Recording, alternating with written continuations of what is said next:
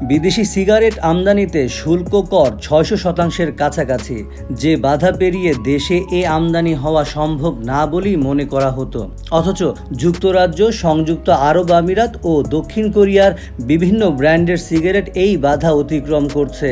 বন্দর থেকে চলে যাচ্ছে সারা দেশের বিভিন্ন এলাকার দোকানপাট, রাস্তার ধারের স্টলে। রাস্তার ধারের দোকান থেকে সিগারেট ক্রেতা প্রতি ৫ জন ধূমপায়ীর মধ্যে একজনকেই দেখা যাবে তথাকথিত স্বল্প মাত্রার নিকোটিনের স্লিম সিগারেট নিতে। এমনকি গ্রামগঞ্জের বাজারেও সাধারণত পাওয়া যায় এমন বিদেশি ব্র্যান্ডগুলোর মধ্যে রয়েছে অরিস, এসসে, মন্ড, ডানহিল ও 555। এগুলি ব্যান রোল নামে পরিচিত কোনো ট্যাক্স সিস্টেম ছাড়াই প্যাকগুলিতে আসে, তাই আইন ভঙ্গকারী। শুল্ক বিভাগের কাছে এসব সিগারেট আমদানি কোনো রেকর্ড নেই, তাই এই উচ্চ করযুক্ত পণ্য থেকে কোনো রাজস্ব অর্জিত হয় না।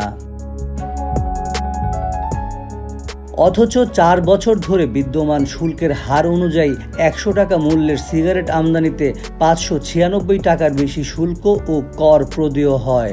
বাণিজ্যিকভাবে আমদানি করা সিগারেটের প্যাকেটে অবশ্যই ধূমপানের ক্ষতিকারক প্রভাব সম্পর্কে সতর্ক করে বাংলায় মুদ্রিত সতর্কবার্তা থাকতে হবে। অথচ দেশের বাজারে অবাধে বিক্রি হওয়া বিদেশি ব্র্যান্ডগুলোর সিগারেটে এ ধরনের কোনো সতর্কবার্তা নেই। চট্টগ্রাম কাস্টমস হাউসের ডেপুটি কমিশনার বলেন, সেই অর্থে সিগারেট বাণিজ্যিকভাবে আমদানি করা হচ্ছে না। কূটনৈতিকদের ব্যবহারের জন্য কূটনৈতিক বন্ডের মাধ্যমে কিছু সিগারেট আমদানি করা হয়। তিনি জানান, বর্তমান ব্যাগেজ বিধির আওতায় একজন এয়ার ট্রাভেলার বাংলাদেশে ১ কার্টন ২০০ শলাকা সিগারেট আনতে পারেন।